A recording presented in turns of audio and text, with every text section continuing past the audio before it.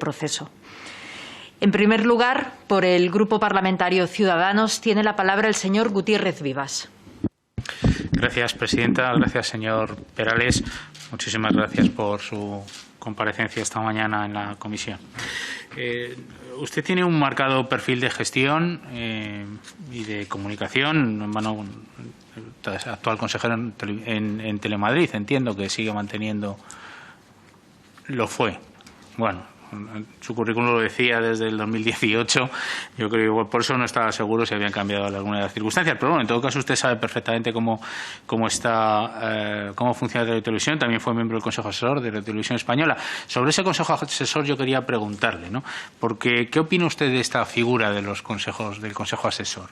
¿Cree usted que debe ampliarse este tipo de consejos? ¿Debe reformarse? ¿Debe de regularse de alguna manera?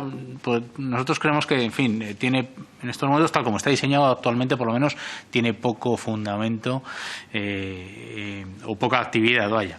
Evidentemente queremos que nos cuente algo más sobre su visión sobre la financiación del ente público. Y nos gusta esa visión optimista de viabilidad que tiene usted del modelo de las televisiones públicas por encima de las privadas en abierto, y por tanto nos gustaría que nos hiciera alguna reflexión sobre el asunto, igual que sobre la presencia de Radio Televisión Española en el espectro radioeléctrico. ¿Qué nos puede decir sobre esto que nos mencionaba usted en su proyecto? Muchísimas gracias, señora presidenta.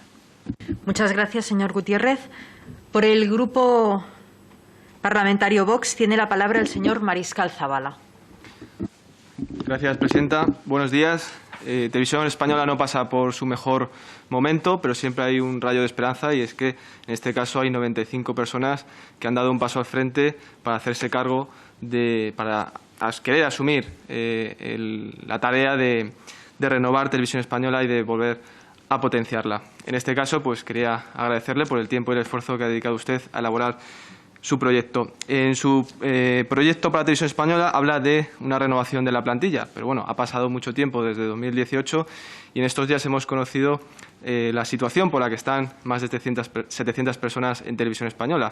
Me estoy refiriendo a los interinos. Si usted fuese consejero o presidente de Radio Televisión Española, ¿qué plantearía usted para solucionar o para garantizarles un futuro a estas 700 personas dentro de la cadena pública? Y por terminar, una segunda cuestión. Se habla mucho de la producción externa de Televisión Española. En estos momentos hay más de 6.000 trabajadores y algunos cuestionan que como una empresa con 6.000 trabajadores pues recurre a productoras privadas para producir su contenido, el contenido de la cadena pública. En este caso, ¿usted plantea que los trabajadores vuelvan a tener protagonismo en la producción de series y programas de Televisión Española y, por lo tanto, reducir la externalización? Muchas gracias. Muchas gracias, señor Mariscal. Por el Grupo Parlamentario Popular en el Congreso tiene la palabra la señora Montesinos de Miguel. Gracias, señora presidenta. Bienvenido, señor Perales, a esta comisión del Congreso de los Diputados en nombre del Grupo Parlamentario Popular. Le agradecemos su presencia y su participación en el concurso público destinado a dotar a Radio Televisión de una nueva dirección tras la excepcionalidad que hemos vivido en los últimos años. Tal vez sepa ya que en estas comparecencias que se producen en la fase final del concurso, nuestro Grupo Parlamentario está planteando a todos los comparecientes una triple invitación a reflexionar sobre el qué, el cómo y el para qué. ¿Qué lectura hace usted de la interinidad al frente de Radio Televisión Española? ¿Cómo piensa que se puede colaborar a realzar ante la opinión pública española el mejor semblante de Radio Televisión Española, aparcando las discrepancias en las que desgraciadamente tan a menudo se ha visto atrapada? ¿Y para qué sirve una Radio Televisión Española en la que nosotros creemos, y entiendo que usted también, porque si no, no se hubiera presentado al concurso de Radio Televisión? Pues bien, ¿para qué sirve una radiotelevisión estatal en el año 2021 y en un escenario audiovisual repleto de ofertas, tanto públicas como privadas, sobre todo de plataformas de contenidos donde la producción propia es uno de los grandes motores del mundo audiovisual? ¿Qué hueco queda para Radio Televisión Española? Son, como puede ver, tres cuestiones muy sencillas que no tienen que ver con su proyecto de gestión, porque entendemos que ellos han sido parte de otra fase del concurso, pero sí que nos parecen muy importantes en este momento en el que está a punto de iniciarse una nueva y decisiva etapa en Radio Televisión Española. Nada más y muchas gracias. Muchas gracias, señora Montesinos. Por el Grupo Parlamentario Socialista tiene la palabra la señora Raya Rodríguez. Gracias, presidenta. Bienvenido a esta comisión, señor Perales. Bueno, usted tiene un perfil profundamente profesional, también empresarial, y también, bueno, me gustaría destacar, usted ha sido asesor técnico y presidente ejecutivo de la Asociación de Usuarios de la Comunicación. Yo creo que es un hombre que en los últimos años ha venido reivindicando de manera sistemática algunas mejoras para la Corporación de Radio Televisión Española. Y bueno, nosotros le queremos agradecer el proyecto que usted ha presentado y plantearle pues las mismas cuestiones que le hemos planteado al resto de candidatos, porque nos interesa conocer cuál es la perspectiva que tiene cada uno de ellos en el escenario actual, porque entendemos que los proyectos se presentaron hace 2 años y bueno, ha habido la transformación del sector audiovisual ha seguido progresando, pero también ha cambiado nuestra realidad social y económica con una pandemia. Y bueno, yo creo que cobra además más importancia que nunca una radiotelevisión pública como servicio de calidad al servicio de la ciudadanía. Entonces, le queremos preguntar cuáles son los 3 principales retos que cree usted que afronta Radio Televisión Española en este momento. ¿Cuáles son las principales soluciones que desde su punto de vista habría que aplicarse de manera inmediata y luego, evidentemente, con una trayectoria de medio y largo plazo? Y también la perspectiva que tiene de los centros territoriales, de la dimensión, de la importancia que tienen para las comunidades autónomas y si están infrautilizados o no los centros de producción tanto de Cataluña como de Canarias. Muchas gracias. Muchas gracias, señora Raya. Para cerrar la comparecencia, tiene la palabra don Alejandro José María Perales Albert, candidato al Consejo de Administración de la Corporación Radio Televisión Española. Buenos días. Muchas gracias, señora presidenta. Muchas gracias, señorías, por sus preguntas. Voy a intentar ser breve e integrador de los aspectos distintos que ustedes han planteado, en el bien entendido de que, como también se ha señalado, pues los aspectos fundamentales de lo que puede ser un proyecto pues están ya recogidos negro sobre blanco, ¿no? Me permiten, al hilo también de su primera intervención, una confesión de parte. Yo hace 2 años me presenté a este concurso pensando en optar a ser miembro del Consejo de Administración, en ningún caso a ser presidente de la corporación. Desde ese punto de vista, yo era ya miembro del Consejo de Administración de una radiotelevisión autonómica y pensaba que la labor que estaba realizando allí, que en esas circunstancias de esta radiotelevisión autonómica era casi empezar de cero por diferentes motivos, por cambio, digamos, de modelo, etcétera, y teniendo en cuenta que el proceso de propuesta y de nombramiento de los consejeros permitía que alguien con un perfil similar al mío pudiera ocupar esa vacante, digamos que con ese ánimo y con el ánimo, evidentemente, de trabajar en favor de la radiotelevisión pública, que es un poco el leitmotiv de toda mi actividad en este tiempo, pues pudiera realizarlo así. Cuando hablo de mi perfil, aunque es verdad, todos los perfiles, ¿no?, y a una cierta edad pues tienen diferentes aristas, yo quiero hacer especial hincapié es quizá un poco lo que me ha movido o lo que me movió en su momento a aspirar a presentarme a miembro del Consejo, los aspectos que tienen que ver con la defensa de los intereses de la ciudadanía y con los aspectos de la relación entre la radiotelevisión pública y la sociedad civil. Y en este sentido, y por ser concreto, porque quizás sean los aspectos más diferenciales de lo que yo en estos momentos pueda plantear aquí, me parece fundamental que la radiotelevisión pública no olvide a la audiencia tradicional, por decirlo así, a los telespectadores y radioyentes, que todavía suponen un porcentaje altísimo del consumo televisivo, cerca del 70%, y si tenemos en cuenta el consumo de las cadenas convencionales a través de otras plataformas, casi el 80% del consumo, sin menoscabo de que hagamos toda esa trayectoria hacia un nuevo modelo de distribución de contenidos y de modos de consumo de esos contenidos. ¿En qué se concreta esto? Pues se concreta, en primer lugar, en la potenciación del Consejo Asesor, al que aquí se hacía mención. El Consejo Asesor tardó 20 años en constituirse, aunque ya estaba contemplado en la Ley 4/80, y su constitución, desde el punto de vista normativo, pues está casi pensada para que no funcione el Consejo Asesor. Es decir, el Consejo Asesor difícilmente puede funcionar con las características, con la cadencia de reuniones, con, digamos, la amplitud de miembros y la rotación de esos miembros que hoy por hoy se contempla, ¿no? Por tanto, yo creo que el Consejo Asesor es un elemento fundamental y diferencial dentro de la misión de servicio público y debería tener un planteamiento absolutamente distinto al que tiene ahora y que, evidentemente, permitiera la aportación de la sociedad civil, no solo desde el punto de vista de la fiscalización, sino de las propuestas y de la evaluación de los contenidos. Pasa también por potenciar el derecho de acceso. Es verdad que la Radiotelevisión Pública Estatal ha sido pionera en la generación de directrices y de un reglamento del derecho de acceso, pero pasa algo muy similar. El derecho de acceso prácticamente no funciona.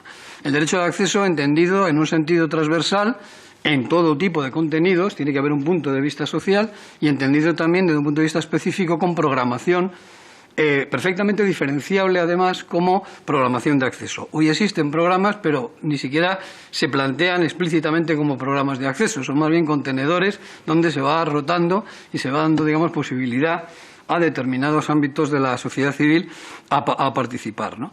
Baste decir, por ejemplo, que en la normativa existe una obligación de que exista, por ejemplo, un programa dedicado a la temática consumerista y no se ha creado ese programa, a pesar de que la ley, digamos, obliga a su existencia, ¿no?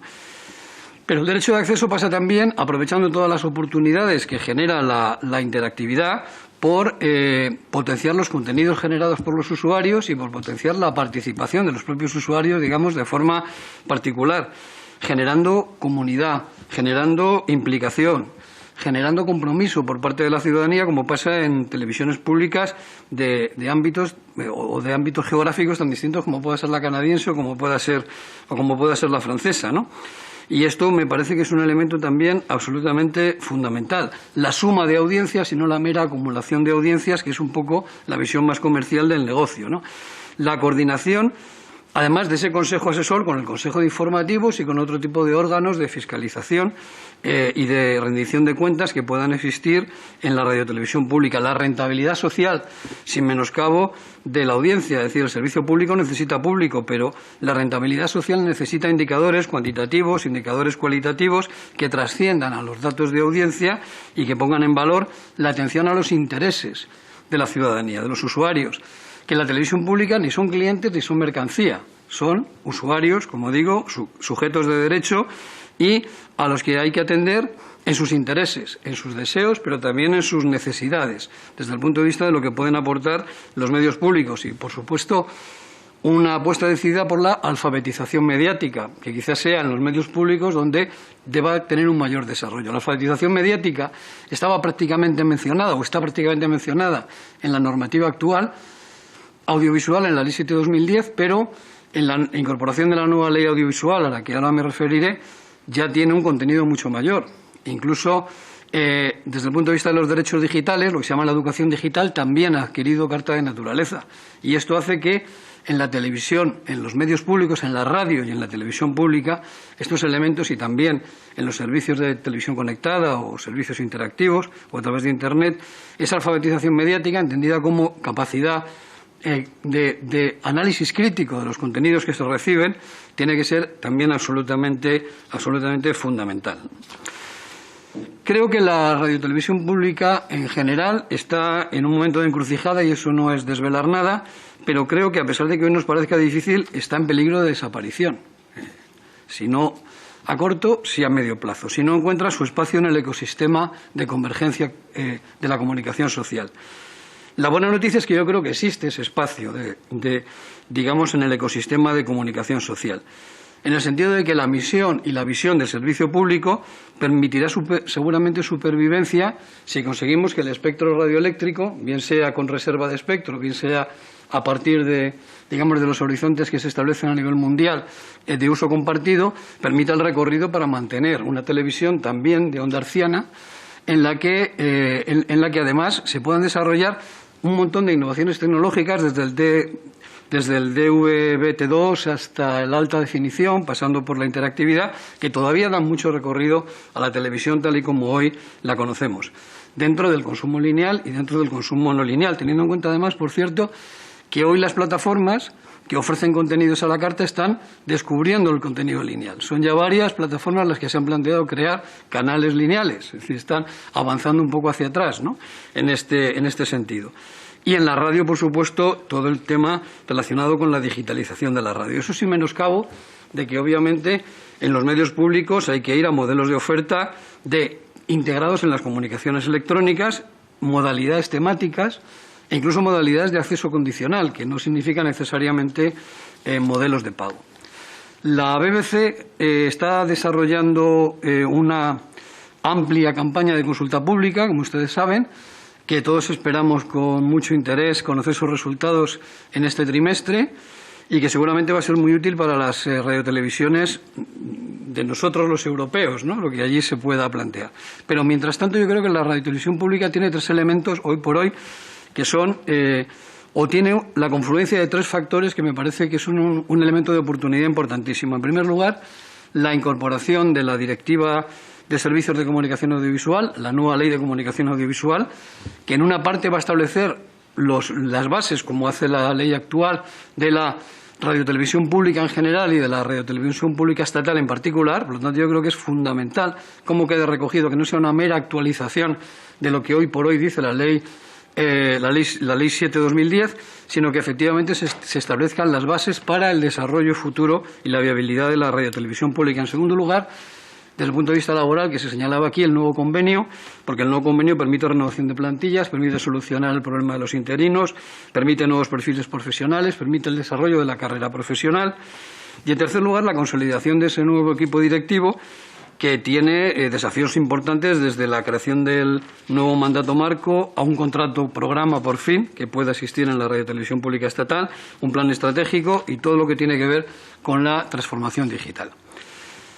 Creo que la radiotelevisión pública no solamente tiene que integrar el audiovisual y la comunicación electrónica, tiene que tener un modelo, una visión 360 grados, y en ese círculo, que suponen los 360 grados, tener en el centro del círculo al usuario. Es decir, todo el modelo de negocio y de gestión tiene que estar enfocado a la centralidad del usuario. Y eso significa funcionar como plataforma dentro de la radiotelevisión pública y supone también tener presencia en otras plataformas, tanto a nivel, digamos, estatal, en iniciativas público-privadas como es Globes TV, como a nivel europeo, generándose una plataforma de contenidos de todos los medios públicos europeos, que es un proyecto en marcha y que seguramente tendrá que consolidarse en el futuro. La financiación. Señor Perales, perdone que le interrumpa. Ha finalizado su tiempo, pero tiene usted un minuto, si quiere, para terminar. Pues termino en un minuto por contestar alguna de la pregunta concreta que se había hecho. Creo que la financiación tiene que ser sobre todo una financiación estable. Y una financiación estable significa que, en función de cuál sea el techo de gasto, debe garantizarse en un modelo plurianual esa financiación. A mí me parece que esa financiación permite otro tipo de ingresos, incluso de ingresos de comunicaciones comerciales, siempre que se acoten de una forma muy clara, se tasen y tengan que ver fundamentalmente con formatos que están muy relacionados con lo reputacional, como puede ser el tema de los patrocinios. Y terminaría diciendo que el servicio público necesita indicadores mensurables, verdaderamente mensurables, para evaluar su cumplimiento, algo que hoy no ocurre. Y eso me parece que es absolutamente fundamental. Junto con una auditoría previa que nos diga qué está pasando, es fundamental que para la rendición de cuentas tengamos ese tipo de indicadores que hoy por hoy, como digo, no permiten realmente hacer una evaluación del servicio público, del cumplimiento de ese servicio público. Y desde ese punto de vista, pues es muy complicado plantearse cualquier tipo de desarrollo estratégico. Y nada más, muchas gracias por su atención. Muchísimas gracias, señor Perales, por su esfuerzo de síntesis y por las reflexiones que ha querido compartir con esta comisión. Aquí finaliza su comparecencia. Muchísimas gracias.